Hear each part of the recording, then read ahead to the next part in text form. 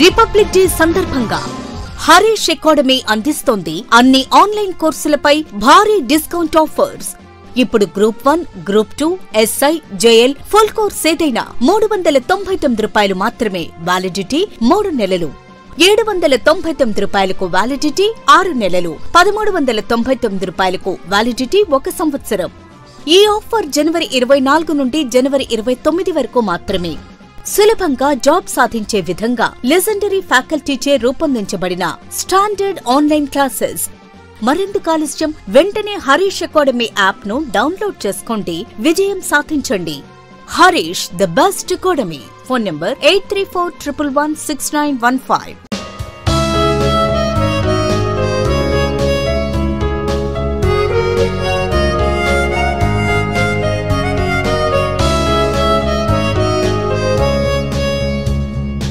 Harish, the best academy.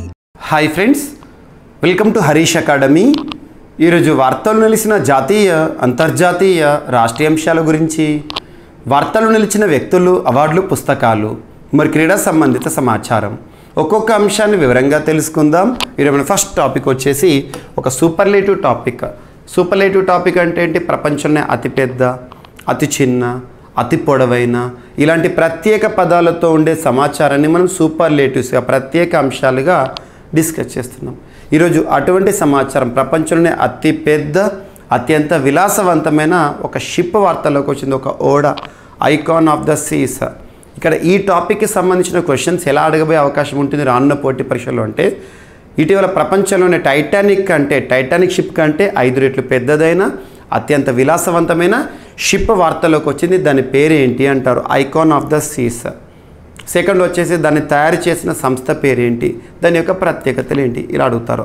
So ప్రపంచంలోనే అతిపెద్ద ship Titanic కంటే 5 రెట్లు పెద్దది మరియు అత్యంత విలాసవంతమైన షిప్ పేరు వచ్చేసి ఐకాన్ ఆఫ్ ద సీస్. గుర్తుంచుకోండి, ఐకాన్ ఆఫ్ ద సీస్. ఎగ్జామ్లో అడగవచ్చు.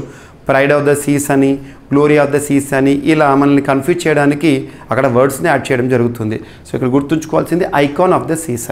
దీన్ని ఏ సంస్థ తయారు చేసిందంటే రాయల్ కరేబియన్ ఇంటర్నేషనల్ కంపెనీ వారు తయారు చేయడం జరిగింది. ఈ జనవరి 27 రోజున ఇది ఆవిష్కరణతో వార్తల్లోకి రాబోతోంది. ఆల్రెడీ ఈ టాపిక్ గురించి మనం గతంలో కూడా డిస్కస్ చేసాం. ఈరోజు మరొకసారి అన్ని పేపర్లలో కూడా రావడం జరిగింది. ఒకసారి చూడండి. సో ప్రపంచంలోనే అతిపెద్ద విలాసవంతమైన షిప్. దీని యొక్క ప్రత్యేకత చూడండి. 20 అంతస్తుల అద్భుతమైన ఒక బిల్డింగ్ లాంటి షిప్. అది పొడవు 365 మీటర్స్ ఉంటుందంట. అంటే నియర్ టు 1/2 కిలోమీటర్. సో మనకి 1/4 ఆఫ్ ద కిలోమీటర్ కంటే ఎక్కువ. అండ్ ఉన్న గదులు ఏంటంటే 2805 రూమ్స్ ఉంటాయట. ఇందులో బరువు వచ్చేసి 2,50,800 టన్నులు ఉంటుంది. ప్రయాణికుల సామర్థ్యం వచ్చేసి 7,600. అండ్ పనిచేసే సిబ్బంది వచ్చేసి 2,350 మంది పనిచేస్తారంట. నిర్మాణ ఖర్చు 16,624 కోట్ల రూపాయలతో. అండ్ జగమంతా రామమయం. ఈరోజు ప్రపంచమంతా కూడా భారతదేశాన్ని చూస్తోంది. అయోధ్య వైపే మన దృష్టి అంతా కూడా ఉంది. అద్భుత ఘట్టం. 500 సంవత్సరాలలో, గత 500 ఏళ్లలో జరుగుతున్న అద్భుతమైన ఘట్టం ఈరోజు ఉదయం నుండి మనం చూస్తున్నాం టీవీలలో. అయోధ్యలో బాలరాముడి యొక్క ప్రాణప్రతిష్ఠ విగ్రహం ఏదైతే ఉంటుందో విగ్రహాన్ని ప్రతిష్ఠించబోతున్నాము. సో బాలరాముడు అన్న రామ్లల్లా, చాలామందికి కన్ఫ్యూజన్ ఉంటుంది. రాముడు ఎవరు, రామ్లల్లా ఏంటి అని చెప్పేసి. రామ్లల్లా అంటే బాలరాముని మనం రామ్లల్లా అంటాము. సో అక్కడ ఈరోజు విగ్రహం అనేది చూడడం జరిగింది. అలాంటి అయోధ్యకి సంబంధించి డిస్కస్ చేయడానికి 5 నిమిషాలు 10 నిమిషాలు పట్టే సమయం కాదు. అదొక అధ్యాయం చరిత్ర కాలం నుండి కూడా. సో అటువంటి అధ్యాయం ఏదైతే అయోధ్య గురించి అప్రోప్రియట్ టైంలో మనం డిస్కస్ చేద్దాము. ఇక్కడ ఎగ్జామినేషన్ పాయింట్ ఆఫ్ వ్యూ ఈరోజు చూద్దాము. ఈరోజు మనం అబ్జర్వ్ చేస్తే భారతదేశంలోనే ప్రపంచ దృష్టిని కూడా, ప్రపంచంలో చాలా దేశాలు కూడా అయోధ్యలో ఈరోజు ప్రాణప్రతిష్ఠ లైవ్ టెలికాస్ట్ ఏదైతే ఉంటుందో ఇవ్వడం జరిగింది. నరేంద్ర మోదీ గారు అక్కడ ముఖ్య అతిథిగా రావడం జరిగింది. 5 ప్రముఖుల మధ్య ప్రాణప్రతిష్ఠ జరిగింది గర్భగుడిలో, శాంక్టోరంలో. అటువంటి అయోధ్యకి సంబంధించి ఆ విగ్రహం, బాలరాముడి విగ్రహం, నల్లరాతి విగ్రహం ఏదైతుందో అద్భుతమైనది. అరుణ్ యోగిరాజు గారు ఆ విగ్రహ రూపశిల్పి. సో శిల్పి పేరు ఏంటి అంటారు? Arun Yogiraj. Very very important. ఈ అరుణ్ యోగిరాజ్ ఎవరంటే కర్ణాటక రాష్ట్రానికి సంబంధించిన వ్యక్తి. అండ్ ఇతను కొత్త ఏం కాదు మనకి. గతంలో సుభాష్ చంద్రబోస్ గారి విగ్రహ రూపశిల్పి కూడా ఇతనే. మనకి కర్తవ్యపత్ రాజ్పత్ అంటాం కదా ఒకప్పుడు, కర్తవ్యపత్ అక్కడ సుభాష్ చంద్రబోస్ గారి స్టాచ్యూ ఏదైతే ఉంటుందో ఆ శిల్పి ఇతనే, ఓకేనా. అలాంటి అరుణ్ యోగిరాజు శిల్పి. మరి ఇప్పుడు కనుక మనం అబ్జర్వ్ చేస్తే అయోధ్యకి సంబంధించి చాలా దేశాలు, అమెరికాలతో కార్లతో పరేడ్ జరిగింది, మారిషస్లో 2 గంటల బ్రేక్ ఇచ్చారు ఈ దర్శన సమయం ఏదైతే ఉంటుందో ప్రాణప్రతిష్ఠ సమయంలో. సో ఇదంతా కూడా మనం ఈరోజు మార్నింగ్ నుండి చూస్తున్నాం. దాదాపు 50కి పైగా దేశాలు ప్రత్యక్ష ప్రసారాలు ఇచ్చారు. అండ్ అమెరికాలో పండుగ వాతావరణం, టెస్లా లైట్ షో, ఇవన్నీ కూడా ఘనమైన వేడుకలు. సో చరిత్రలో ఒక రకంగా చెప్పాలంటే అయోధ్య వంటి ఈరోజు ప్రాణప్రతిష్ఠ వంటి అయోధ్య టెంపుల్ వంటిది మన కాలంలో ప్రారంభం అవ్వడం అనేది మన అదృష్టంగా కూడా చెప్పుకోవచ్చు మన జనరేషన్లో, ఓకేనా. మరి అటువంటి అయోధ్యకి సంబంధించి రాముడికి సంబంధించిన రామాయణాన్ని ఉద్దేశిస్తూ ఒక ప్రత్యేక వెబ్సైట్ని ప్రారంభించింది Indian institute of technology Kanpur. తరచూ వార్తలు నిలుస్తున్న అంశాలు ఏవైతే ఉంటాయో ఆ అంశాలపైన ప్రత్యేక శ్రద్ధ చూపండి. వార్తలు నిలిచిన రెగ్యులర్గా రిపీటెడ్గా వార్తలు ఇస్తున్న అంశాలు, అందులో ఒకటి IITs, Indian institute of technology. అందులో ఐఐటి కాన్పూర్ ఒక ప్రత్యేక వెబ్సైట్ని ఈరోజు లాంచ్ చేసింది. ఆ వెబ్సైట్ ఏంటంటే valmiki.iitk అంటే iitkanpur.ac.in. ఇందులో రామాయణంలోని ప్రముఖ శ్లోకాలు కానివ్వండి అండ్ వాటి అనువాదాన్ని కూడా మనం పొందవచ్చునని చెప్పేసి ఐఐటి కాన్పూర్ ఒక ప్రకటన చెప్పింది. అద్భుతం. సో ఐఐటి ఈరోజు డివోషన్తో కూడా వార్తల్లోకి వచ్చింది. ఐఐటీల పైన ప్రశ్న లేకుండా ప్రశ్నపత్రం ఉండదు. మీకు నేను జీవీకే స్టడీ సర్కిల్ యాప్, ఇప్పటివరకు యాప్ ఇన్స్టాల్ చేసుకునే వారు ఎవరైనా ఉంటే ఇన్స్టాల్ చేసుకోండి. జీవీకే స్టడీ సర్కిల్ యాప్లో పోటీ పరీక్షలకు ప్రిపేర్ అవుతున్న అభ్యర్థులు ఏ పోటీ పరీక్షనా, ఏ స్థాయి పోటీ పరీక్షనా తప్పనిసరిగా చదవాల్సిన అంశాలు ఉంటాయి కదా, అటువంటి అంశాలను అన్నీ కూడా మీకు నేను CA 360 కోర్సులో అందించాను. ఆ టాపిక్ చూడండి. అందులో ఒక 2 అవర్స్లోనే దాదాపు 2023 సంవత్సరంలో వార్తల్లోకి వచ్చిన 150 to 200 ఐఐటీ రిలేటెడ్ టాపిక్స్ని ఎక్స్ప్లెయిన్ చేస్తాను సింపుల్గా. ఎగ్జామినేషన్ ముందు కూడా తొందరగా మీకు రివిజన్ అయ్యే ఉద్దేశంలో భాగంగా చూడండి. అండ్ నెక్స్ట్ వచ్చేసి ఆల్రెడీ టాపిక్ని మనం గతంలో చూసాము. మహారాష్ట్రలోని పెంచ్ టైగర్ రిజర్వ్ భారతదేశంలో మొట్టమొదటి టైగర్ రిజర్వ్గా వార్తల్లోకి వచ్చింది. అక్కడ ఇటీవల ప్రత్యేకత ఏంటంటే దేశంలోని తొలి డార్క్ స్కై పార్క్గా వార్తల్లోకి వచ్చింది. Dark sky park. కొంతమంది అడిగారు what is mean by dark sky park అని. అర్థం ఏంటంటే కృత్రిమ కాంతి కాలుష్యాన్ని నియంత్రించే అడవి. కృత్రిమ కాంతి ఏదైతే ఉందో, ఆర్టిఫిషియల్ లైట్ ఏదైతే ఉంటుందో దాన్ని నియంత్రించే అడవిగా మహారాష్ట్రలోని పెంచ్ టైగర్ రిజర్వ్ వార్తల్లోకి వచ్చింది. పెంచ్ టైగర్ రిజర్వ్ ప్రత్యేకత ఏంటంటే ఇది కన్జర్వేషన్ అజ్యూర్డ్ టైగర్ స్టాండర్డ్స్లో గుర్తింపు పొందింది. గుర్తుంచుకోండి, భారతదేశంలో ప్రస్తుతం ఉన్న టైగర్ రిజర్వ్స్ అన్నింటిలో కూడా 14 టైగర్ రిజర్వ్లు ఫేమస్, CATS గుర్తింపు పొందినాయి. వాటి గురించి చూడండి. అందులో ఇది గుర్తింపు పొంది ఉంది ఆల్రెడీ, ఓకేనా. అండ్ నెక్స్ట్ వచ్చేసి ISRO, Indian space research organisation, భారత అంతరిక్ష పరిశోధన సంస్థ ఈ రోజున ఒక అంశంతో వార్తలోకి వచ్చింది. 2nd generation distress alert transmitter for fishermen. మత్స్యకారులకు సంబంధించి వారికి ఎటువంటి ఎమర్జెన్సీ సౌకర్యాన్ని అందించడానికైనా, వారు ఏదైనా సమాచారాన్ని పంపడానికైనా, వారికి సంబంధించి లొకేషన్ ట్రేస్ చేసేసి అక్కడికి వెళ్ళి సాయం అందించడంలో భాగంగా. సో చూడండి, Indian space research organisation ISRO సాధిస్తున్న ఘనతలు అద్భుతం, అత్యద్భుతం. ఈ సంవత్సరం మనము మొదటి రోజున నూతన సంవత్సర వేడుకల్లో నిమగ్నమవుతున్న క్షణంలో శాస్త్రవేత్తలు PSLV C58 విజయాన్ని నమోదు చేశారు ఇస్రో శాస్త్రవేత్తలు. So Indian space research organisation has successfully developed distress alert transmitter 2nd generation DAT-HG. ఇటీవల ఇస్రోకి సంబంధించి వార్తల్లోకి వచ్చింది. అది ఏంటి అంటారు.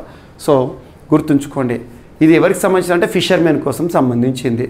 So at sea to send emergency messages from fishing boats. Fishing boats ఏవైతే ఉంటే వాటి నుండి ఎమర్జెన్సీ మెసేజ్ని పంపడానికి ఉద్దేశించబడిన ఒక టెక్నాలజీ, ఒక transmitter. Very very important. And ఈ DAT-HG అనేది శ్రీధర పానిక్కర్ సోమనాథ్ గారు ఇనాగ్రేట్ చేయడం జరిగింది.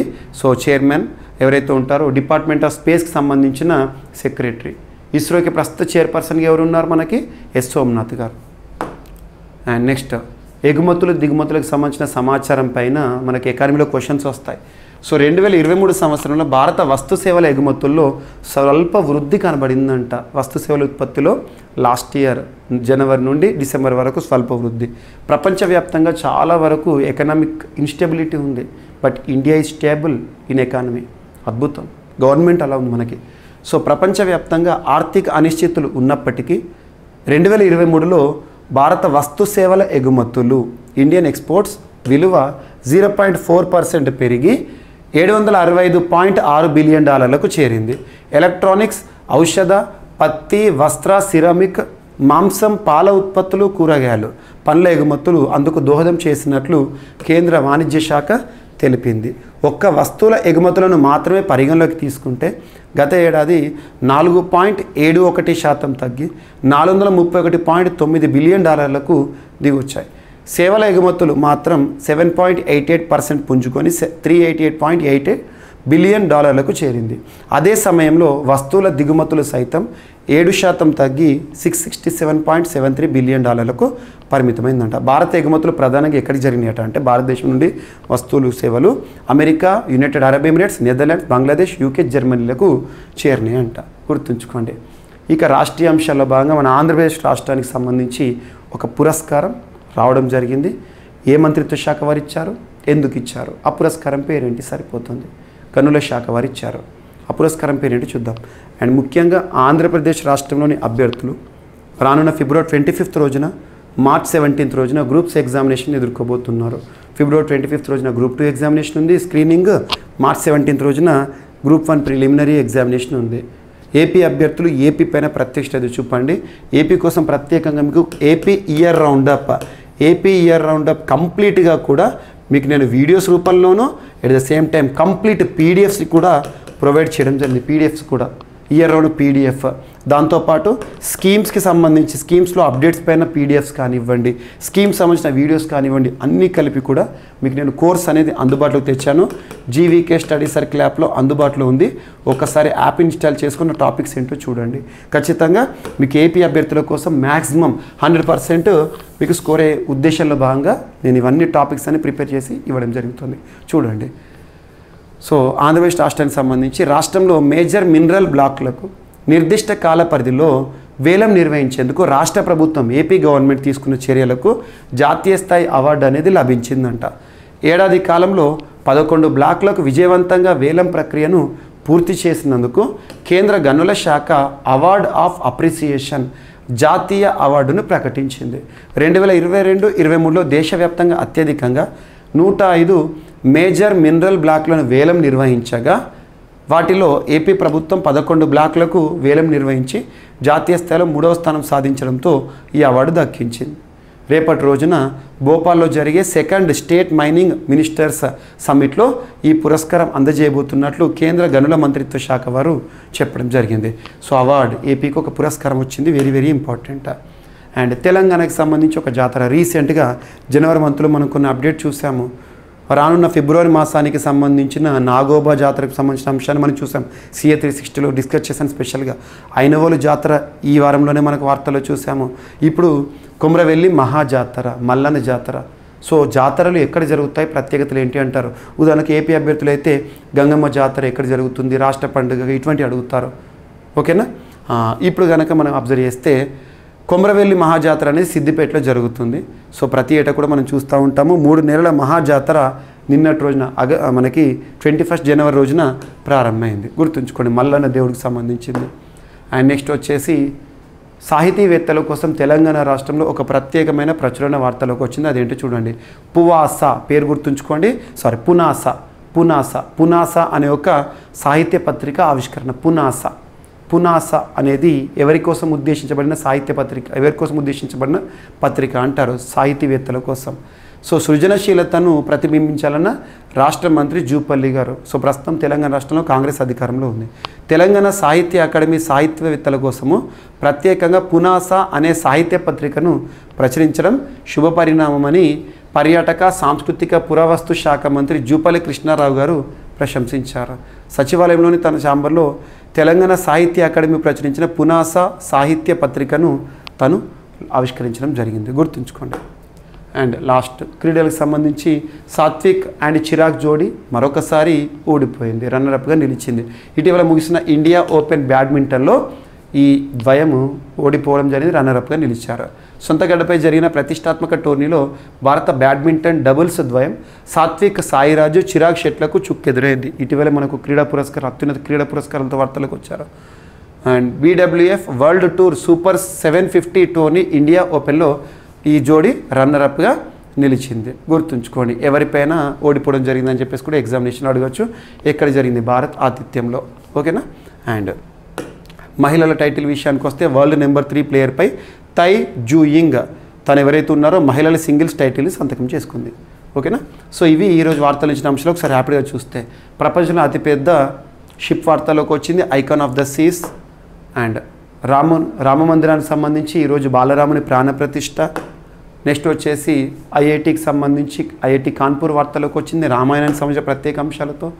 భారతదేశంలోని తొలి డార్క్ స్కై పార్క్గా పెంచ్ టైగర్ రిజర్వ్ మహారాష్ట్ర.